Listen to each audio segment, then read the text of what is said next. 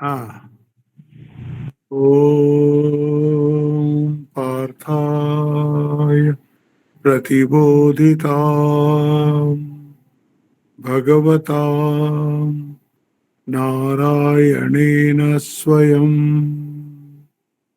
व्यासेन ग्रथितां पुराणमुनिना मध्ये महाभारतम् अद्वैतामृतवर्षिणीं भगवतीम् अष्टादशाध्यायिनीम् अम्ब त्वामनुसन्दधामि भगवद्गीते भवत्वेषिणीम् वसुदेवसुतं देवं कंसचाणूरमर्दनं देवकी परमानन्दं कृष्णं वन्दे जगद्गुरुम् मूकं करोति वाचालं पङ्गुं लङ्घयते गिरिं यत्कृपातमहं वन्दे परमानन्दमाधवम्।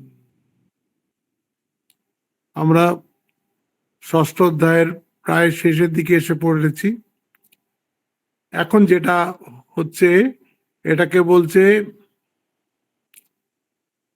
যে ধ্যানের সময় কি কি বাধা আসতে পারে এবং সেই বাধা যখন আসবে তখন পরিহার করার, সেটা থেকে দূরে করার, সেটা থেকে মুক্তি পাওয়ার কি উপায়।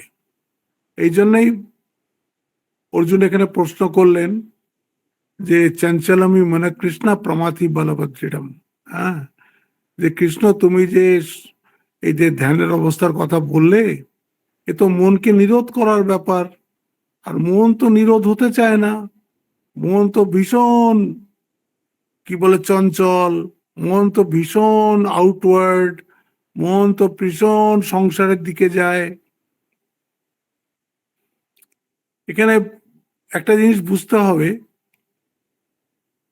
ধরুন আপনার বাড়িতে লাইট নেই দিনের বেলায়, হঠাৎ দেখলেন আপনার বাড়িতে লাইট নেই, আপনি সঙ্গে সঙ্গে করেন কি, পাশের বাড়িতে চলে যান। পাশের বাড়িতে লাইট আছে কি না, পাশের বাড়িতেও লাইট নেই, ও বাঁচা গেছে, তার মানে কারুর লাইট নেই। তারপর দেখা গেল সেই পাড়ায় কারুর লাইট নেই, তখন একটা আনন্দ হলো, শুধু আমার একার লাইট নেই তা নয়, কারোরই লাইট নেই এই পাড়াতে। এইটাও ঠিক তাই, এই যে মন, এই মনটা সবার চঞ্চল, যখন এইটা বোঝা যায় তখন বোঝা যায় এটা একটা ইউনিভার্সাল প্রবলেম। আপনি যার সঙ্গেই কথা বলুন সেই এইটা বলবে, মন আমার একদম এক জায়গায় থাকে না, শুধু ছুটে ছুটে ছুটে ছুটে বেড়াচ্ছে। যখন এইটা বোঝা যায় তখন বোঝা যাবে তখন তো আমি একা এই দুঃখটা ভোগ করছি না, আমার তো সমস্যা একার নয়, এটা সমস্ত মনুষ্য জাতিরই এই সমস্যা রয়েছে। আর যখন আপনি বুঝে গেলেন যে একটা সমস্যা সত্যিকারের রয়েছে, তাহলে তার তো নিশ্চয়ই সমাধানও কোথাও না কোথাও কিছু থাকবে। একদম যে কোনো সমস্যার কোনো সমাধান নেই এরকম তো কখনো হয় না, কোথাও নিশ্চয়ই সমাধান থাকবে। সেই জন্য ভগবানকেও জিজ্ঞেস করলেন, ভগবান কি বলেন, হ্যাঁ অসংশয় মহাবাহ, ঠিক বলছো তুমি, এটা কঠিন, এই মনের চঞ্চলতা দূর করা কঠিন, কিন্তু একদম অসম্ভব নয়। পুরোপুরি যেটা হবে না এটা বলা যায় না। মন চঞ্চল, মন চঞ্চল, আমি তো অনেককে এই কথাটা বলি, যখন বলে যে মন চঞ্চল তো কি করব, মন যদি স্থিরই থাকতো তাহলে তো, আর যদি মনকে স্থির করা এতই সহজ হতো তাহলে তো সবাই করতে পারতো। তো কঠিন বলেই তো খুব কম লোক এটা চেষ্টা করে। এটা যে কঠিন এই জন্যই তো খুব কম লোক এটাকে চেষ্টা করে, 1 নম্বর। আর 2য় নম্বর হচ্ছে যে এইটাই আমার একটা জীবনের উদ্দেশ্য হয়ে যাক, এটাই আমার সামনে একটা ডিউটি হয়ে যাক, যে আমি মনটাকে চঞ্চল হতে দেব না। এটাই আমার জীবনের। ভগবান লাভ টাভ ওগুলো পরের ব্যাপার। আমরা তো এক কথা একদম বলে দিই ভগবান লাভ। ভগবান লাভ টাভ না বলে আমি মনটাকে কোনো অবস্থাতেই চঞ্চল হতে দেব না। এটাই আমার জীবনের এখন ফোরমোস্ট টাস্ক। ব্যাস হয়ে গেল। আপনি এইটাতেই চলতে থাকুন। এটাই আপনাকে আস্তে আস্তে আস্তে আস্তে আস্তে আস্তে আরো আগে আগে পথে নিয়ে যাবে। এই জন্য তখন ভগবান বললেন অসংশয় মহাবাহ মানব দুর্নিগ্রহম। দুর্নিগ্রহম, এটাকে নিগ্রহ করা খুব কঠিন। দুর্নিগ্রহম চলম অভ্যাসেন তু কৌন্তেয় বৈরাগ্যেন চ গৃহ্যতে। সমস্ত সাধনার সূত্রটা এখানেই বলে দিলেন। এই ঠিক একই কথা পতঞ্জলি যোগসূত্রেও আছে। অভ্যাস বৈরাগ্যাভ্যাম তার নিরোধা। ওখানে বলছে,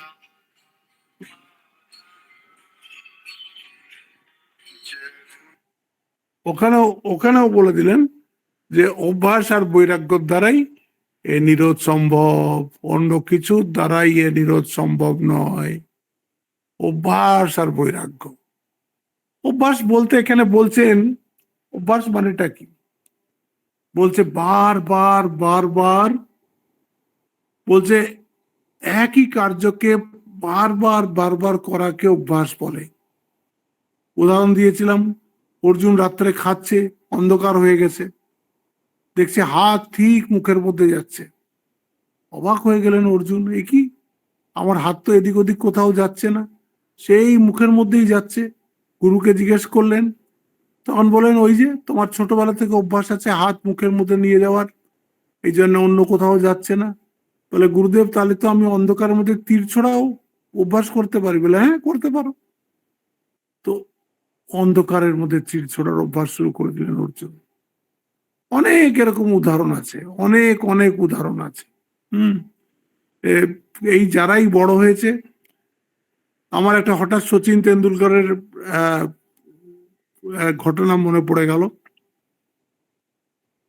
ওদের ওখানে বম্বেতে কোনো ক্রিকেট বোর্ড অফ ইন্ডিয়া আছে, যেখানে নতুন যারা এই উঠতি প্লেয়ার তারা প্র্যাকটিস করে, আর এই যারা পুরনো প্লেয়ার হয়ে গেছে তারা সেখানে খুব টাইম পাস করতে আসে। ক্লাব ক্লাব আছে সেখানে, জানি না। তো সেখানে যারা বয়স্ক ক্রিকেটার, যারা আগের ক্রিকেটার ছিল, তারা বসে বসে নতুন ছেলেদের প্র্যাকটিস দেখে। তো একটা চন্দু বোর্ডে বলে ইন্ডিয়ার প্লেয়ার ছিল, চন্দু বোর্ডে। আমরা তার খেলা, আমরা তখন এইসব ছিল না, কিন্তু কমিটিতে তার নাম শুনেছি। এই চন্দু বোর্ডে তখন একজন ক্রিকেট প্লেয়ার ছিল। সে চন্দু বোর্ডে বসে চেয়ারে বসে বসে সচিনের ব্যাটিং দেখছেন। সচিন নেটে প্র্যাকটিস করছে, অনেকক্ষণ প্র্যাকটিস করেছে, প্রায় ঘন্টা দুয়েক ও নেটে প্র্যাকটিস করেছে। তারপরে যখন ফিরে আসছে, তখন চন্দু বোর্ডে বলছে যে সচিন তুমি ঠিকই মারছিলে, কিন্তু সবগুলো বল তোমার ব্যাটের মাঝে লাগছিল না। ব্যাটের মাঝে যদি আপনার বল না লাগে, তাহলে বলটাকে আপনি যেখানে পাঠাতে চাইছেন সেখানে যাবে না, এদিক ওদিক চলে যাবে, যদি ঠিক মিডলে না লাগে। বলে তোমার ব্যাটের ঠিক মিডল হচ্ছে না বলগুলো। বলে স্যার আপনি একটু বসুন, আমি আবার চেষ্টা করছি। বলে করলো কি, ওই ব্যাটটাকে সাদা টেপ দিয়ে জড়িয়ে দিল, যেখান থেকে ব্যাটটা বলের সঙ্গে হিট করে, সাদা টেপ দিয়ে জড়িয়ে দিয়ে বলছে আপনি একটু বসুন আবার। তারপরে আবার ঘন্টা দুয়েক ব্যাটিং করলো।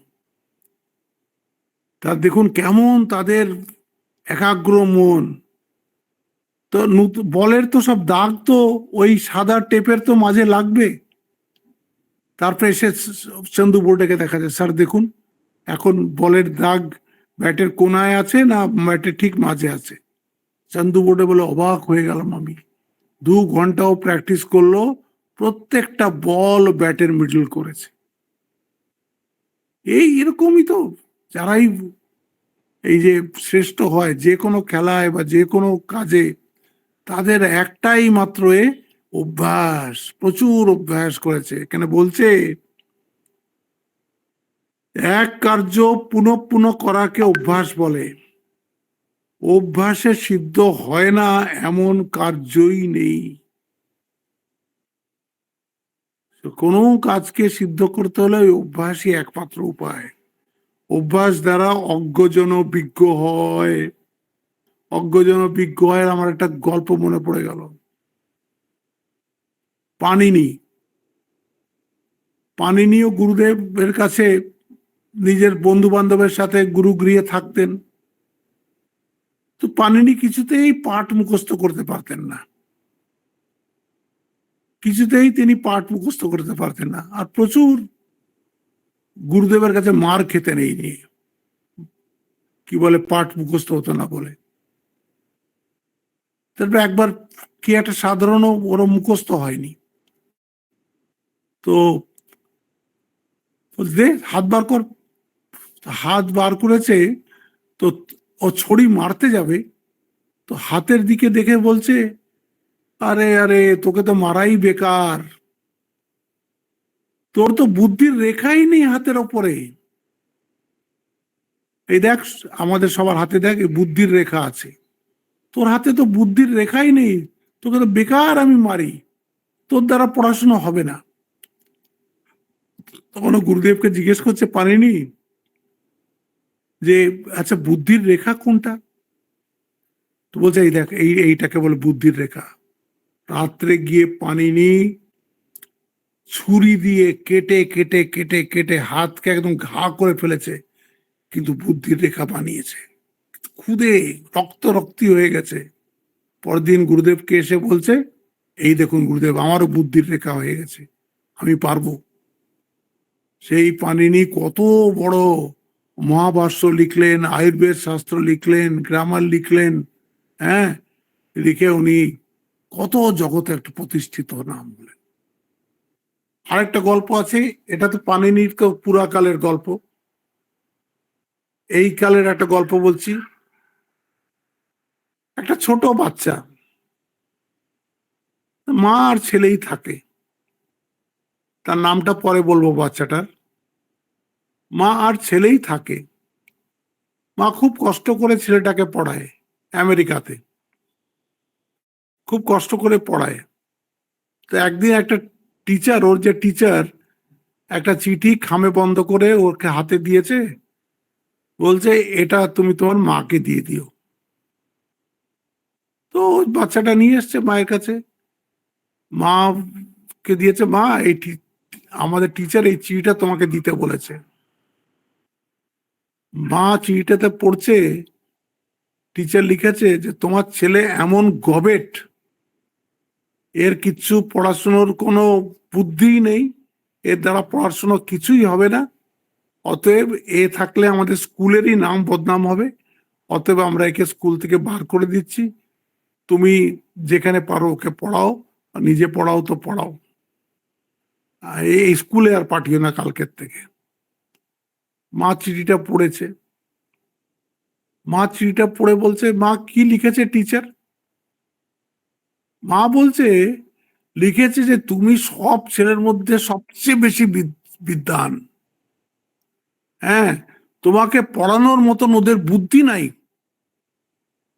ওরা কি বলে তোমার বুদ্ধির সঙ্গে কেউ পারছে না, এই জন্য বলছে তোমাকে ঘরে রেখে পড়াতে, তুমি ভালো করে ঘরে থেকে পড়ো। সেই বাচ্চা ছোটবেলায় মায়ের কাছেই শিখলো, আস্তে আস্তে আস্তে আস্তে সে একটা বিরাট বিজ্ঞানী হলো। এই যে আমরা দেখছি, যার নাম আমরা শুনি, থমাস আলভা এডিসন। হ্যাঁ, যে এই ইলেকট্রিক বাল্ব আর এরকম একশোটা তার আবিষ্কার, একশোটা তার আবিষ্কার। এই বাল্বের আবিষ্কার, বাল্ব দেখে যত সহজ মনে হয় তত জিনিসটা সহজ নয়। এই বাল্বের ফিলামেন্ট, কি ফিলামেন্ট দিলে পরে সেটা একদম আলোকময় হয়ে যাবে, সেটার জন্যে তাকে হাজার হাজার জিনিস দিয়ে টেস্ট করতে হয়েছে মেট্রালজিতে। এডিসনকে বলছে, আমি এই 1000 টেস্ট করে এইটা বুঝেছি, এই দিয়ে হয় না, এই দিয়ে হয় না, এই দিয়ে হয় না। হ্যাঁ, করে শেষমেশে আমি এই এই টাংস্টানটা বার করেছি, ফিলামেন্টটা। এই টাংস্টান ফিলামেন্টেই শুধু একমাত্র ইলেকট্রিক ফ্লাশ করলে ওটা একদম ঘর ভর্তি আলো দিয়ে দেয়। তারপরে তিনি কত আবিষ্কার করেছেন, যাকে মা বাবা ওর টিচার বেকার বলে ঘর স্কুল থেকে তাড়িয়ে দিয়েছিলেন। এটা এডিসন জানতেন না, ওর জীবনে যে এই ঘটনাটা ঘটেছে উনি জানতেন না। মা এই চিঠিটা কোনো একটা জায়গায় ঘরে বইয়ের মধ্যে রেখে দিয়েছে। এডিসন যখন বৃদ্ধ হয়ে গেছেন তখন একদিন হঠাৎ ওই চিঠিটা তার হাতে পড়ে, যেটা তার টিচার তার মাকে লিখেছিল। তাতে সে লিখেছিল যে এই ছেলেকে স্কুলে পাঠানো একটা গবেট। দেখুন, নিজের চেষ্টায় মানুষ কিভাবে উন্নতি করতে পারে। আপনাকে সচিন তেন্ডুলকরের উদাহরণ দিলাম, পানির উদাহরণ দিলাম, এডিসনের উদাহরণ দিলাম। সামান্য কিছুতেই ভেঙে পড়া এটা কোনো পুরুষার্থ নয়। একবার পরীক্ষা দিলাম, হলো না, এই যে এবার আসবে তো, এই নিটের রেজাল্ট আসবে তো, দেখবেন কয়েকজন আত্মহত্যা করেছে। তারা মনে করে নিটে না যেতে পারলেই তার জীবনটাই নষ্ট হয়ে গেল। এরকম এরকম অনেক অনেক ছেলে মেয়ে আছে যারা একটা কম্পিটিশনের জন্য চেষ্টা করছে, ভালোই চেষ্টা করেছে, কিন্তু হতে পারলো না। তারা এমন ভেঙে পড়ে যে জীবন থেকেই তারা মুছে যায়। এরম করা চলবে না। এটা মোস্ট নেগেটিভ, মোস্ট ফ্যাটালিস্টিক। ওরা বলছে অভ্যাস দ্বারা কি কার্য এমন আছে সেটা সিদ্ধ হয় না। এখানে বলছেন অভ্যাস দ্বারা অজ্ঞজন বিজ্ঞ হয়।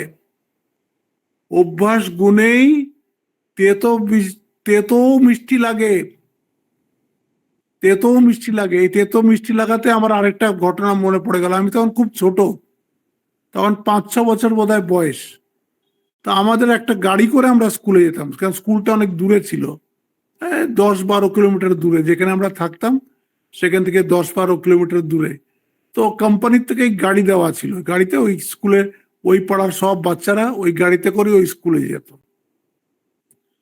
আর শুধু ওই স্কুলেই যেত না, ওই রাস্তায় যে যে স্কুল পড়তো সেই সেই বাচ্চাগুলো ওই স্কুলে নেমে যেত। তো আমাদের আগে একটা স্কুল পড়তো, সেন্ট অ্যালসি স্কুল, আমার এখনো মনে আছে। সেন্ট অ্যালসি স্কুলের তখন তো প্রচুর গাছপালা ছিল। তো আমাদের একটা সর্দার ড্রাইভার ছিল। সে ড্রাইভার কি করতো, যেই সেন্ট অ্যালসি স্কুল পৌঁছাতো একটা একটা ও স্টিলের ডাব্বা নিয়ে আসতো, আর গাছের তলায় শিকড়ের কাছে একটা গর্ত করে রেখেছিল। সেখান থেকে ফোঁটা ফোঁটা নিমের ওই রস, নিমের জল ওই বাটিটার মধ্যে ভর্তি হতো। আবার যখন বিকেলে আমাদেরকে নিয়ে ফিরতো তখন এক ঢোকে সেটা খেয়ে ফেলতো। চিন্তা করুন, রোজ সে এক বাটি নিমের রস, সে একদম কি তেতো, আরামসে খেয়ে ফেলছে। দেখছেন, অভ্যাসে তেতো জিনিসও মিষ্টি লাগে। অভ্যাসে কি না হয় তাই বলছে, অভ্যাস গুণেই কটু দ্রব্য মিষ্টি লাগে। অভ্যাসের গুণে কারো নিম ভালো লাগে, কারো মধু ভালো লাগে। অভ্যাসের গুণেই কারো সংসার ভালো লাগে, কারো ভগবান ভালো লাগে। অভ্যাসের গুণেই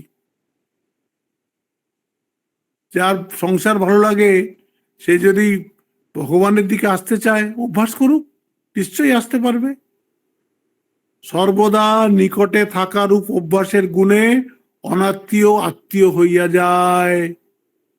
দেখছেন, অভ্যাসের গুণে যে আপনার কেউ নয় সে আপনার প্রাণ অপেক্ষা বেশি বন্ধু হয়ে যায় অভ্যাসের গুণে।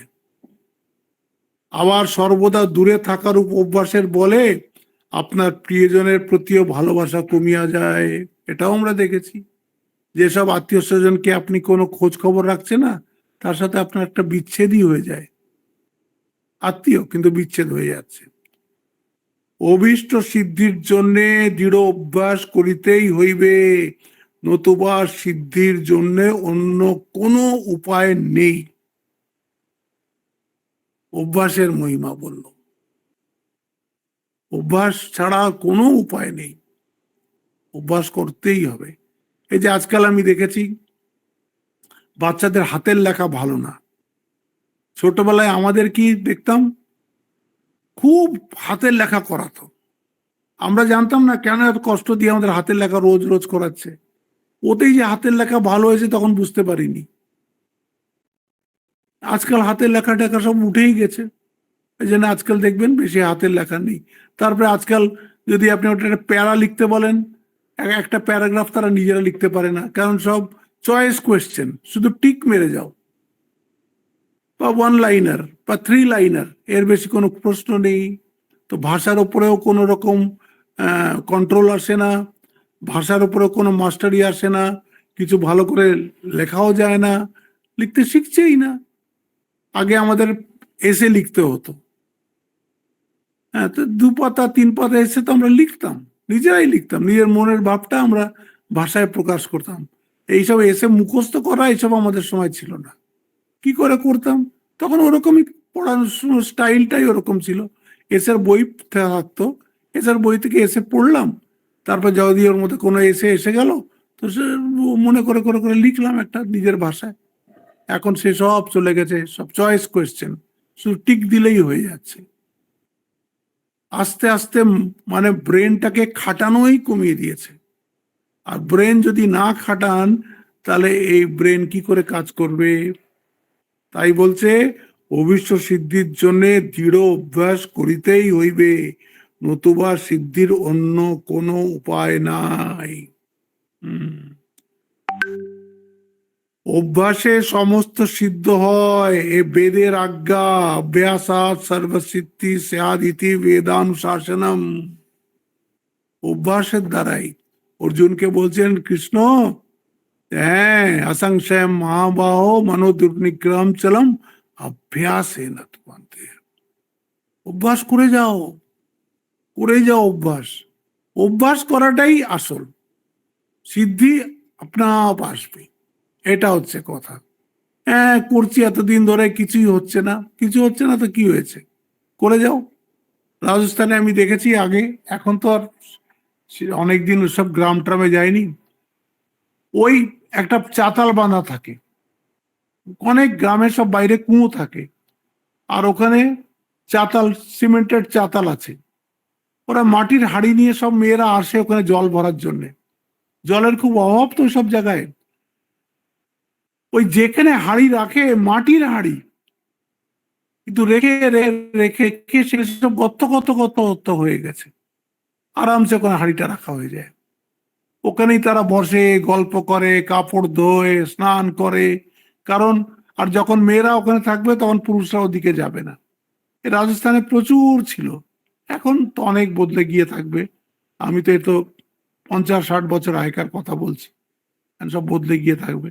তা আমি দেখেছি মাটির হাঁড়িতে সিমেন্টের সানের ওপরে সব গর্ত গর্ত, ডুব ডুব, মনে হবে কেউ যেন গর্ত কুড়ে রেখেছে হাঁড়িটাকে রাখার জন্যে। পরে আমি জানলাম যে না না, ওই হাঁড়ি রাখতে রাখতে ওরকম গর্ত হয়ে গেছে। যেখান থেকে ওরা দড়ি একটা বেঁধে ওই কুয়োর মধ্যে নামাবে, সেখানে দড়ির দাগে পড়ে পড়ে পড়ে পড়ে পাথর ঘষে গেছে, পাথর অব্দি ঘষে মোটা মোটা এরকম দড়ি যাওয়ার রাস্তা তৈরি হয়ে গেছে। অনেকগুলো সব দড়ি নামতো, তো যে যার দড়ি নামাচ্ছে ওখান থেকে, সেখান থেকে একটা পাথর ঘষে গেছে। অদ্ভুত। এই জন্য অভ্যাস হচ্ছে এক কথা। কোনো কার্য সিদ্ধ হতে হলে, সে পড়াশুনোই হোক, জগৎ হোক, সংসার হোক, অধ্যাত্ম হোক, সব জায়গায় এই অভ্যাসটা তো লাগে। এবার আসছে দ্বিতীয় কথা, বৈরাগ্য। বৈরাগ্যটা কি? সোজা ভাষায় বলতে গেলে, এই যে আমি অভ্যাস করতে গিয়ে বারবার যে অসফল হচ্ছি, কেন অসফল হচ্ছি? মনটা ছুটকে বাইরে চলে যাচ্ছে। তো বাইরে যাচ্ছে তো কোথায় যাচ্ছে? সংসারের মধ্যে যাচ্ছে। সংসারের মধ্যে কেন যাচ্ছে? সংসার আমার ভালো লাগে, সংসার ভালো লাগে তো সংসারের মধ্যে যাচ্ছে। তাহলে একটা কথা এটা ঠিক হলো যে মন তখনই লাগবে যখন আমার ভালো লাগার বস্তুটা দিকেই মন লাগবে। একটা ছোট বাচ্চা পড়ে না, কিন্তু ক্রিকেট খেলা হলে সারাদিন বসে দেখছে। এই যে আজকাল গেমস খেলে বাচ্চারা, কেন? ভালো লাগে ওটা ওদের। তো একটা হচ্ছে কি, আচ্ছা, যেটা আমার ভালো লাগে না কিন্তু আমি জানি এটা আমাকে ভালো লাগাতে হবে, তাহলে কি করতে হবে? ওর প্রতি একটা আপনাকে ইন্টারেস্ট ডেভেলপ করতে হবে। আমার যেরকম ধ্যান করতে বসলাম, ধ্যানে মন লাগছে না। কেন মন লাগছে না? সংসারে মন চলে যাচ্ছে। কেন? সংসার ভালো লাগে। তো সংসার একদিকে, ভগবান একদিকে। তো বলছে তাহলে তোমার সংসার কেন ভালো লাগছে, ভগবান কেন ভালো লাগছে না? বলে, ওটাই আমার মনের স্বাভাবিক গতি, ওরকমই আমার মনের মানে মোড়টাই ওই রকম, সংসার মুখী। তো ওটাকে ভগবানমুখী করতে হলে কি করতে হবে? তখন তোমাকে এটা বিচার করতে হবে। আচ্ছা, যে আমাদের সংসারের দিকে মন যাচ্ছে, কোথায় মন যাচ্ছে? আচ্ছা, এইখানে মন যাচ্ছে। তো কি পাবি তুই? এই যে মনের মধ্যে সংসারের অসারতা যত আপনার মনের মধ্যে ভাবনার মধ্যে আসা শুরু করবে, তত আপনার মন কিন্তু সংসার থেকে গুটিয়ে আসবে। আর যত আপনি শাস্ত্রাদি পড়বেন, যত আপনি শাস্ত্রাদি শুনবেন, সৎসঙ্গ শুনবেন, তত আপনার মন ভগবতমুখী হবে। তো এক তো সংসার থেকে দূরে আসবে, আর এক ভগবানের দিকে যাবে। তো এই যে ভগবানের দিকে যাওয়া, সংসার থেকে চলে আসা, এটাকেই বলে বৈরাগ্য। এটাকেই বলে বৈরাগ্য। সেই বৈরাগ্যের অনেক স্টেজ আছে, সে আস্তে আস্তে আস্তে হবে। আপনাকে যেরকম বলেছিলাম যে একটা হচ্ছে ইয়তমান, একটা হচ্ছে একেন্দ্রিয়, হ্যাঁ, তারপরে কি বলেছিল বশিকার, বশিকার ফাইনাল। একটা হচ্ছিল ইয়তমান, হ্যাঁ, একটা ছিল ব্যতিরেক। ইয়তমানটা হচ্ছে যারা নতুন নতুন বৈরাগ্য শুরু করেছে তাদেরকে বলে ইয়তমান, বিগিনার্স। ব্যতিরেক মানে তার কিছু জিনিস মন থেকে বা ত্যাগ হয়েছে, যেগুলোর দিকে আর মন যায় না, কিন্তু অনেকগুলো অন্য জিনিস আছে তার প্রতি মন যায়। মানে কতগুলোর প্রতি যায় না, কতগুলোর প্রতি যায়, এটা হচ্ছে ব্যতিরেক। তারপরে একেন্দ্রিয়া। একেন্দ্রিয় মানে হচ্ছে মনের মধ্যে কোনো আর কি বলে ভোগের ইচ্ছা নাই। ইচ্ছা না থাকলেও যেটাকে আমি ত্যাগ করছি সেটা সুখ আছে, সেইটা মনের মধ্যে আছে। মনের মধ্যে সেইটা আছে, সুখে আমি যা করতে ঠিক আছে, বাট ইট গিভস প্লেজার, ওটার মধ্যে সুখ আছে। এটা হয়ে গেল একেন্দ্রিয়া, ইয়তমান। তারপরে ইয়তমানের পরে ব্যতিরেক, তারপরে এসে গেল একেন্দ্রিয়া। আর বৈরাগ্য বশীকার যখন হবে, সেটা হচ্ছে সর্বোচ্চ, সেখানে মনের মধ্যে থেকেও সেটা মুছে যাবে। এরকম নানান স্টেজ আছে। বলছে আচ্ছা, আমি যদি নানান স্টেজে, এ তো অনেক কি বলে বড় ব্যাপার, এ তো কত জন্ম লাগবে আমি জানি না, কবে যে আমার এই বশীকার বৈরাগ্য হবে, পুরুষ থেকে প্রকৃতি আলাদা হয়ে যাবে, পুরুষ নিজের স্বস্থানে বসে যাবে, এদিক ওদিক ছুটবে না, এ তো কবে হবে তার তো আমি জানি না। এখন আমার অভ্যাস কিভাবে করব, এটা নিয়ে পতঞ্জলিতে একটা খুব ভালো সূত্র আছে, খুব প্র্যাকটিক্যাল সূত্র। সেটা বলছে मैत्री करुणा मुदिता उपेक्षा नाम सुख दुख पुण्य अपुण्या नाम विषया नाम भावनातः चित्त प्रसादनम। খুব ইম্পর্টেন্ট। এটা বোধহয় 33 নম্বর, চারটে পার্ট আছে তো পতঞ্জলির যোগসূত্রের। তো সাধন পার্টে মানে প্রথমটাই সমাধি পাদেই 33 নম্বর সূত্র এইটা। আবার শুনুন, मैत्री करुणा मुदित उपेक्षा नाम सुख दुख पुण्य अपुण्य नाम विषया नाम भावनातः চিত্ত প্রসাদনম। মানে চিত্ত প্রসাদের জন্যে বলতে, দেখো তুমি সংসারে যখনই ঘুরবে, তুমি 4 রকম মানুষ দেখতে পাবে মোটামুটি, ওদের হিসেব মতন এইখানে। এক তো যারা খুব সুখী, যারা খুব সুখী, যারা যদি খুব সুখী হয়, তা আমাদের সাধারণত আমাদের মনের মধ্যে রিয়াকশনটা কি হয়, এ এত সুখী, আমি কেন এত দুঃখী, তো তার প্রতি একটা ঈর্ষা আসে। এটা ন্যাচুরাল, এটাই হয়। তো এখানে বলছে কি, যে সুখী তার প্রতি মৈত্রী ভাব রাখবে, যে ভগবান এর উপরে খুব কৃপা করেছেন, তাই জন্য আজকে খুব সুখী। হ্যাঁ, এইরকম মৈত্রী, সুখের সঙ্গে মৈত্রীকে ধরুন। আচ্ছা, অনেকে আছে দেখবেন খুব দুঃখ, আমাদের ন্যাচুরাল কি হবে, এটা ঠিক হয়েছে, ওর বরং করতো তো, এখন বোঝো, এইটা হচ্ছে আমাদের মনের ভাব। এইখানে কি বলছে, যারা দুঃখে আছে তাদের প্রতি করুণা, তাদের প্রতি করুণা, তাদের প্রতি একটা যে আহা, বেচারা খুব কষ্টে পড়েছে, দেখি আমি ওর জন্য কিছু করতে পারি কিনা। হ্যাঁ, দেখুন, সুখের জন্য হচ্ছে মৈত্রী, দুঃখের জন্য হচ্ছে করুণা। তারপরে বলছে মুদিত, মুদিত মানে আনন্দ লাভ করা, কাদের জন্য, যারা পুণ্যবান, যারা পুণ্যবান তাদের জন্য আনন্দ লাভ করা। বাহ, এই মানুষটা কত পুণ্যবান, ধন্য এর মনুষ্য জীবন। হ্যাঁ, এরকম মনের মধ্যে আসা উচিত। তাই বলছে মুদিত, মুদিত হবে পুণ্যের সঙ্গে। অপুণ্যা নাম, যারা পুণ্যের কাজ করে না, পাপের কাজ করে, তাদের প্রতি কিরম আপনার অ্যাটিটিউড হবে, উপেক্ষা, তাকে মনের মধ্যে স্থান দেওয়াই যাবে না, তাকে সর্বদা দূর থেকে উপেক্ষা করে করে চলতে হবে। এইটা খুব একটা ইম্পর্টেন্ট শ্লোক, ভাবনাটা চিত্ত প্রসাদনমের জন্য। এইরকম ভাবনা করলে চিত্তে একটা প্রসাদ, মানে চিত্ত একটা শান্ত ভাব ধারণ করে। मैत्री करुणा मुदित उपेक्षा नाम सुख दुख पुण्य अपुण्या नाम विषया नाम भावनात चित्त प्रसादनम। এইটা বাসনা ক্ষয়ের জন্যই বৈরাগ্য।